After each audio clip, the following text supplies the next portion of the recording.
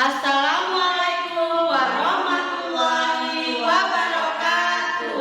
Tabiun, kami calon guru penggerak Angkatan 9 Kabupaten Lampung Utara. Saya Maya Sukma Trimara, SMP Negeri 3 Apung Barat, selaku observer.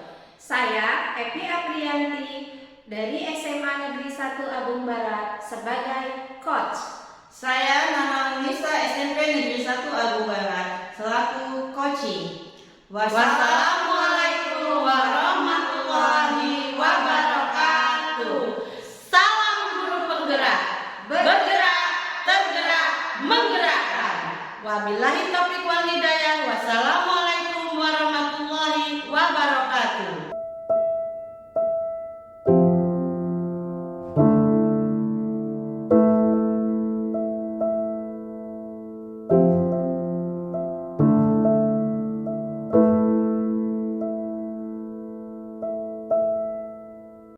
Selamat siang Bu Epi.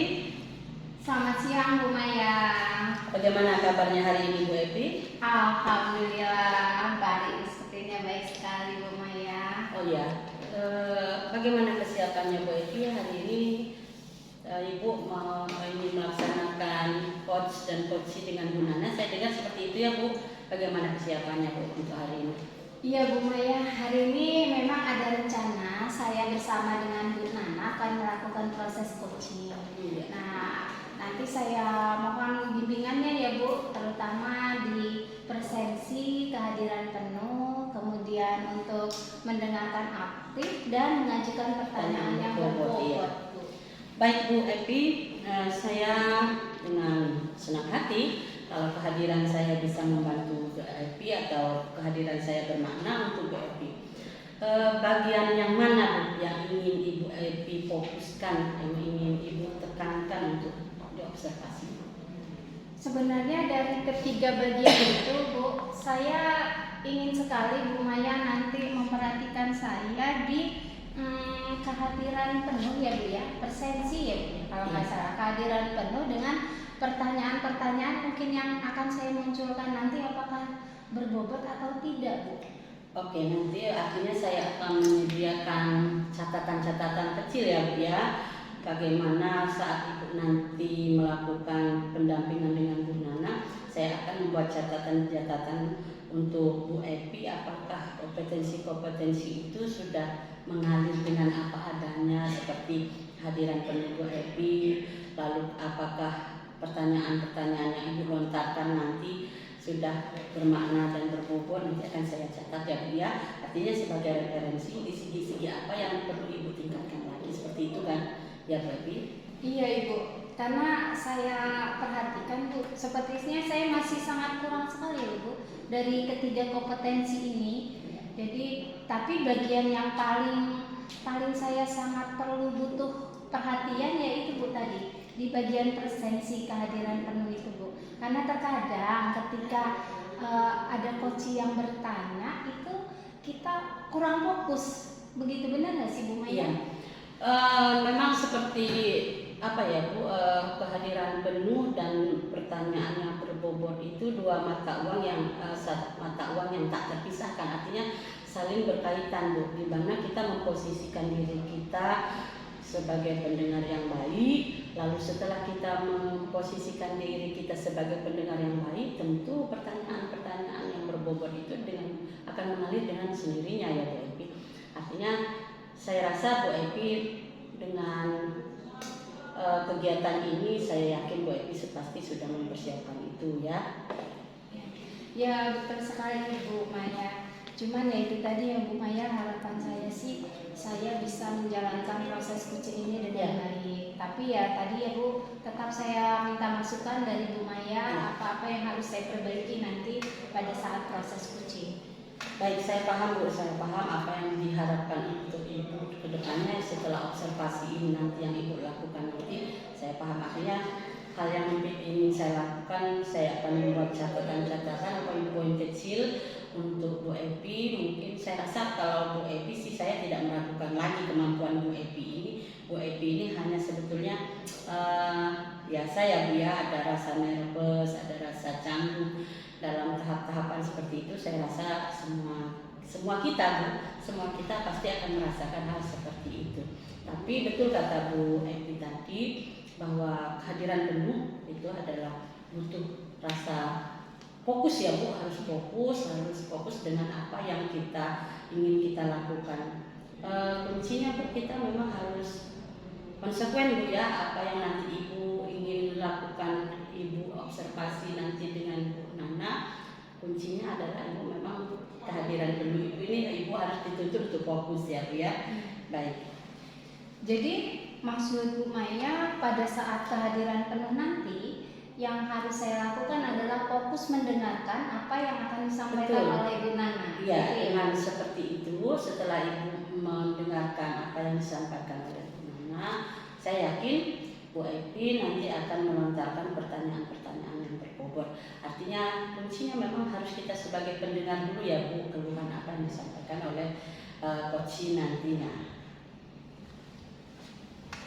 Ya, saya berharap ya Bu, nanti ketika setelah proses itu berjalan akan ada umpan balik positif ya Bu yang terjadi. Jadi khususnya untuk yang tadi Bu sampaikan untuk persepsi tadi. Baik Bu Evi.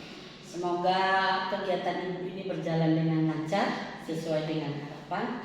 Selamat berproses Bu. Selama kita ingin belajar, selama kita ingin menggali diri kita, insya Allah Ibu sukses. Oke, terima kasih banyak Bu Maya. Sama-sama Bu Evi, terima kasih juga waktunya.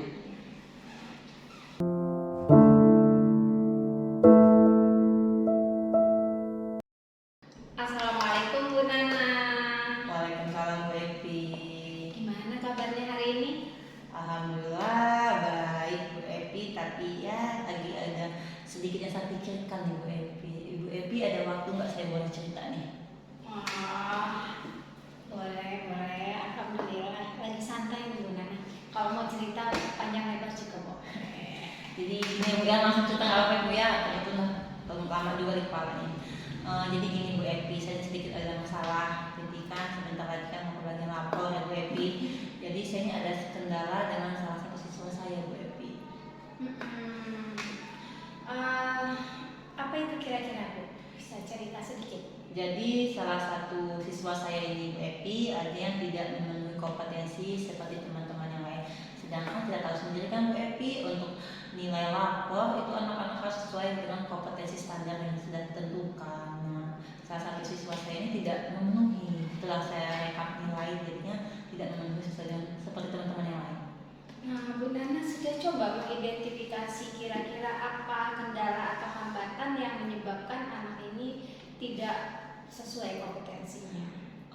Saya sudah memanggil anak tersebut ya Bu Evi ya. Saya sudah melakukan asesmen diagnostik kepada dia. Ternyata setelah saya melakukan beberapa percakapan kepada siswa tersebut dan dia pun menceritakan alasan dia kenapa dia sering tidak mengumpulkan tugas. Jadi anak ini kenapa sih sampai kompetensinya tidak sama dengan siswa-siswa yang lain? Ternyata pas rekapnya itu banyak nilai yang kosong Bu Evi. Maka pas waktu percakapan saya sempat bertanya, kenapa nak ketika tidak mengumpulkan tugas, saya bilangin. Ternyata pas saya selidiki, jadi saya tanya terus. Awalnya dia malu Bu Evi, menjawabnya tidak apa-apa Bu, tidak apa-apa. Tapi saya melihat dari gestur tubuh ya Bu ya, kita kan sama gestur tubuh anak ya. Dia tuh ingin bercerita tapi agak ragu. Lalu saya memberikan sedikit motivasi dan keyakinan kepada dia. Akhirnya dia bercerita, sebenarnya Bu, saya ini tinggal dengan neneknya. Dia tinggal dengan neneknya Bu Evi, kebetulan orang tuanya sudah meninggal katanya ya Bu Evi. Jadi dia tinggal bersama neneknya. Nah, untuk mencukupi kehidupan dia yang penting mungkin untuk uang jajan atau seperti itulah ya Bu ya. Dia tuh bekerja paruh waktu Bu Evi di daerah rumah dia itu di daerah Cilenyi. Nah, saya tanya Bu, bekerja paruh waktu seperti apa nak kerjaannya? Saya tanyakan seperti itu. Ternyata kata dia memang di daerah sana banyak sumil Bu. Iya, banyak sumil di sana itu. Jadi pekerjaan paruh waktunya adalah membantu mengangkat kayu itu muat truk Bu yang akan berjalan. Nah, saya bilang, lalu kalau memang muat truk, saya bilangnya kok bisa sampai, ternyata dia itu muatnya malam Bu. Kayu itu dimuatnya malam. Jadi mungkin bisa pagi Bu, kadang-kadang jam 2 ya, maka kadang-kadang saya tidak sekolah, suka kesiangan kata dia. Maka terkadang tugas itu memang tidak saya kerjakan, seperti itu kata dia. Oh, berarti anak ini ya Bu Nana ya kelelahan lah ya istilahnya Iya. ya, kelelahan ketika dia sudah melakukan pekerjaan yang Bu Nana sampaikan tadi, akhirnya dia tidak sanggup untuk menyelesaikan tugas. Iya, seperti itu kalau menurut saya membaca cerita yang sudah dia sampaikan sambil dia menunduk Bu, mungkin dia merasa malu ya karena dia menceritakan dia harus ikut kerja paruh waktu, sedangkan seharusnya anak seumur segitu sebenarnya tidak bekerja ya Bu ya, harusnya fokus sama sekolah, tetapi apa daya memang tidak sama neneknya kan, jadi mau tidak mau tuntutan lah Bu ya. Situasi ya Bu ya yang membuat dia seperti ini. Iya. Nah Bu Nana, kira-kira kompetensi apa sih yang kurang dari anak tersebut? Udah Bu Nana coba identifikasi? Menurut saya, Bu ya, kompetensi yang kurang dari anak tersebut adalah tugas-tugasnya yang tidak banyak yang dikumpul ya. Jadi mungkin kalau teman-temannya ada 10 tugas, dia hanya 5-nya atau malah bisa 4 tugas yang hanya dikumpul. Tapi kalau untuk di kehadiran itu memang kadang-kadang dia suka izin karena mungkin dia yang tadi Bu, dia ketiduran atau kelelahan harian saat dari malam sampai subuh mengangkat kayu. Nah, kalau untuk di dalam kelas anak ini kalau sikap tidak ada masalah, hanya di pengumpulan tugas yang membuat nilai dia tidak mencapai kompetensi seperti kawan-kawannya. Bagaimana untuk tes formatifnya Bu? Apakah dia ikut? Tes formatif itu dia ikut Bu, ikut dia kalau tes formatifnya walaupun nilainya tidak besar tapi cukup. Hanya memang kita kan mengambil rata-rata nilai itu dari semua tugas dan tes-tes ya Bu, tidak hanya saja kan. Nah, nilai tugasnya itu yang membuat dia tidak mencapai kompetensi yang sudah kami tentukan. Terus kira-kira rencana Bu Nana ke depannya bagaimana? Rencana saya pertama saya harus memanggil walinya ya Bu, yang ya kebetulan memang dia memang tinggal sama neneknya, maka saya harus memanggil neneknya. Oke, kayaknya dari itu lalu saya harus mendengarkan Bu keluhan siswa tersebut ya. Biar dia merasa lebih diperhatikan. Iya, walaupun kan jadi memang saya sudah memanggil dia untuk mendengarkan ceritanya, tapi kan saya belum sampai mengatakan kepada dia kompetensinya belum mencapai. Ini pada walinya saya akan menceritakan bahwa kompetensinya kurang. Lalu saya akan menanyakan kembali ke siswa tersebut rencana apa yang akan dia lakukan agar kompetensi dia sama kawan-kawannya dan bisa mencapai standar kompetensi yang sudah kami tentukan. Jadi itu mungkin rencana saya. Jadi itu salah satu langkah yang akan Bu Nana ambil ya tadi ya. Jadi Bu Nana merencanakan untuk memanggil walinya, mungkin bercerita dari hati ke hati kondisi anak Bu Nana yang sebenarnya di sekolah seperti itu. Yang mudah-mudahan nanti akan ada solusi dari orang tuanya atau mungkin dia disuruh istirahat untuk tidak bekerja ya Bu ya, karena kalau menurut kita orang dewasa untuk anak-anak seumuran beliau yang masih SMP ini memang belum saatnya ya. Benar sekali. Iya. Nah, kira-kira Bu Nana, kalau Bu Nana jadi tadi udah tahu ya solusinya ya. Berarti anak itu dipanggil, kemudian diadakan pendekatan dan dia disuruh melakukan mengejar ketertinggalan tugas-tugasnya tadi. Berarti Bu Nana udah tahu solusi yang akan Bu Nana ambil. Iya. Jadi solusinya kebetulan kemarin itu kan waktu kalau walinya kan memang bisa panggil Bu, tapi waktu dia cerita itu saya sedikit menanyakan sih Bu, memberi pertanyaan-pertanyaan semantik lah ya dari dia sedikit. Lalu kata dia seperti ini, Bu, bagaimana kalau saya mengumpulkan tugas tambahan kata dia, supaya nilai saya mencukupi seperti teman-teman kata saya, iya bagus Nak, kalau memang itu yang menurut kamu baik. Ya tadi saya katakan seperti itu sih Bu, ya kalau memang mau mengumpul tugas tambahan. Atau mungkin Bu Nana dia disuruh lebih fokus lagi Bu Nana. Kalau memang pekerjaan itu tidak bisa ditinggalkan, dia bisa memanage waktunya. Itu bisa jadi masukan tidak Bu Nana? Oh iya Bu, benar bisa masukan. Jadi mungkin ya itu yang akan saya sampaikan ke walinya mungkin ya Bu ya. Jadi saya sampaikan ke walinya kalau bisa anaknya ini ya jangan diberikan pekerjaan yang berat. Boleh sih namanya kita membantu seorang anak, membantu keluarga itu tidak masalah ya Bu ya, tapi kan dari bekerja dengan belajar, anak-anak itu kan memang dari umurnya sekarang itu adalah memang fokusnya belajar sebenarnya kan.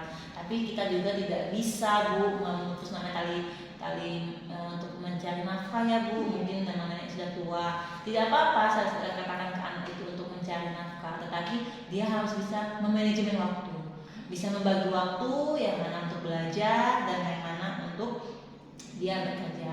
Ketika dia memang hari itu sudah bekerja sampai larut malam, bolehlah mengerjakan sebelum, misalnya hari ini ada tugasnya di jam kedua, jam ketiga, di jam pertama dikerjakan. Yang penting dia sekolah, yang pasti kan.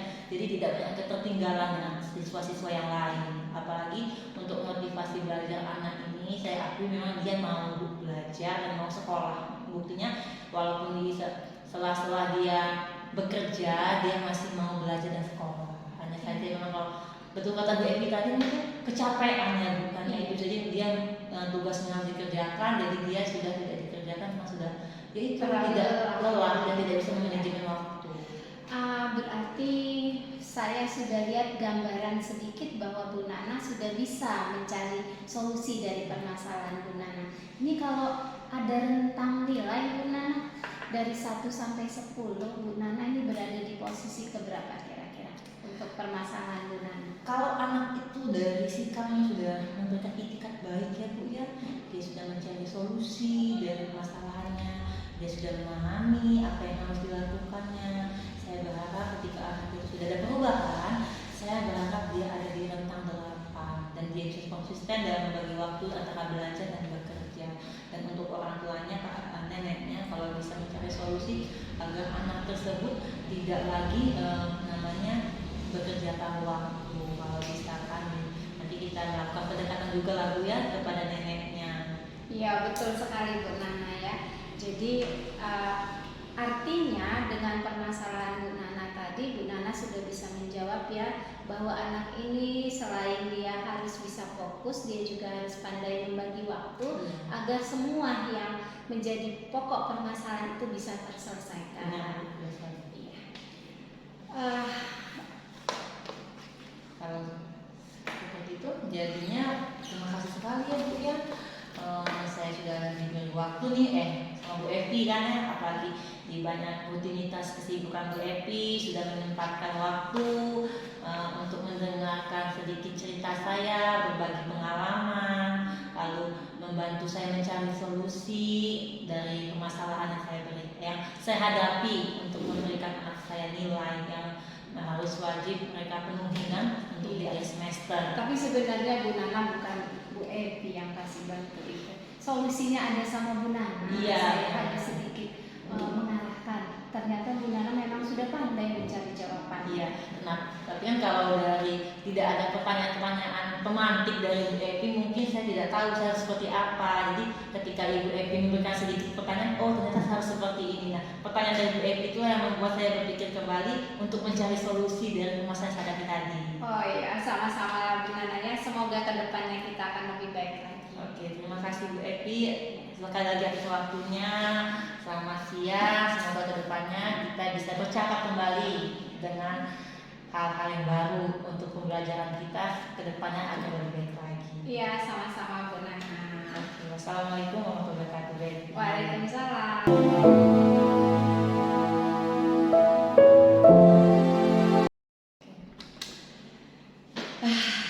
Selamat siang Bu Evi. Selamat siang Bu Maya. Jumpa lagi ya Bu Maya ya. Saya menantikan waktu ini Bu. Saya sangat-sangat menantikan waktu untuk berjumpa dengan Bu Evi setelah Ibu melakukan coaching dengan Bu Nana. Saya ingin mendengarkan ada pengalaman-pengalaman seperti apa sih yang Ibu temukan saat coaching itu berlangsung. Coba saya mau dengar nih Bu. Saya jadi deg-degan ya Bu Maya ya. Ya. Tadi pada saat proses coaching berlangsung bersama Bu Nana ya Bu ya. Karena yang pada saat pembicaraan kita di pra itu yang ditampilkan itu presensi Bu. Jadi saya berusaha menghadirkan benar-benar posisi saya sebagai coach pada saat proses coaching tadi. Seperti apa itu Bu misalnya? Mendengarkan apa yang menjadi keluhan Bu Nana pada saat beliau menyampaikan permasalahannya. Oke, iya. Jadi Ibu memposisikan Ibu sebagai pendengar yang baik ya Bu ya, dari yang apa yang disampaikan Bu Nana. Oke, Bu Evi, setelah melihat beberapa aspek yang disampaikan oleh Bu Nana, aspek apa sih yang perlu ditingkatkan lagi atau perlu digali lagi menurut Bu Evi? Dari ketiga kompetensi itu Bu ya, kalau kemarin pas pra itu kan saya itu meragu di kehadiran penuh. Ternyata pada saat proses coaching justru pertanyaan berbobot itu menjadi masalah. Jadi itu sepertinya perlu saya tingkatkan juga di situ. Jadi untuk kehadiran penuh dengan sendirinya Ibu sudah menguasai ya Bu ya. Tapi yang ingin Ibu tingkatkan lagi, yang ingin Ibu gali lagi, bagaimana Ibu meningkatkan kompetensi untuk membuat, menata, menggali pertanyaan-pertanyaan berbobot kepada Bu Nana, sehingga ini ya Bu ya yang Ibu rasakan aspek ini yang perlu Ibu tingkatkan lagi ya. Iya, itu ya Bu Nana. betul sekali Iya. Bu Maya. Jadi rencana kedepannya seperti apa Bu? Rencana kedepannya saya sepertinya harus banyak-banyak mempelajari yang namanya alur tirta tadi ya Bu ya. Iya. Nah, dengan satu Bu proses coaching itu lah. Bagaimana proses itu berjalan? Jadi, jam terbang ya Bu ya. Iya. Terakhir Bu, dari proses yang Ibu lalui bersama Bu Nana, apa yang Ibu peroleh? Yang pasti saya merasa senang Bu. Iya. Saya merasa senang, saya bisa mendengarkan keluhan kawan saya, kemudian bersama-sama dengan beliau mendengarkan pula solusi yang mereka ambil. Dan dari situ kan paling tidak kita bisa menambah wawasan kita Bu. Ternyata dengan kehadiran kita, dengan memposisikan kita sebagai pendengar yang baik saja Bu, itu ternyata sudah memberi kontribusi yang banyak ya Bu ya pada teman sejawat kita. Artinya seperti itu ya Bu ya. Betul sekali Ya. Bu Maya, karena saya perhatikan tadi dari pembicaraan saya dengan Bu Nana, hanya kita dengan memancing saja pertanyaan-pertanyaan, sesuatu yang tidak dipikirkan oleh beliau tiba-tiba akan muncul dengan sendirinya. Saya juga akhirnya mendapat pembelajaran ini ya Bu, artinya kita memang harus banyak mendengarkan ya Bu. Dengan kita mendengar saja, ternyata kita sudah memberi kontribusi yang banyak pada teman kita. Baik Bu Evi, saya rasa cukup diskusi kita pada hari ini. Semoga apa hasil observasi yang sudah Ibu lakukan dengan Bu Nana dapat menambah referensi untuk kita ke depan Bu. Artinya kita sebagai guru memang dituntut untuk selalu belajar, mengenali diri. Dari setiap kompetensi yang kita gali tadi, saya yakin setiap guru pasti ada keunggulan dan kelebihan. Jadi kita jangan berpikir kita hanya lemah yang ini, tapi sesekali mungkin kita harus menunjukkan kepercayaan diri kita bahwa kita juga punya kelebihan. Artinya kelebihan inilah, hal baik inilah yang patut kita tularkan kepada teman-teman kita. Jadi Ibu Evi sudah keren. Jadi kekerenan Bu Evi ini sudah bisa mendampingi Bu Nana. Hal baik ini nanti perlu ditularkan lagi dengan teman-teman sejawat di sekolah ya Bu ya. Iya baik Bu Maya, mudah-mudahan Bu Maya apa yang Ibu Maya sampaikan ini akan menjadi wawasan saya untuk berkembang lebih maju lagi. Iya, sama. Kita semua berharap Bu Nana, saya juga kita terus berkembang. Artinya seperti itu ya. Baik Ibu Evi, terima kasih untuk waktunya hari ini, bincang-bincangnya ini sangat bermanfaat untuk saya.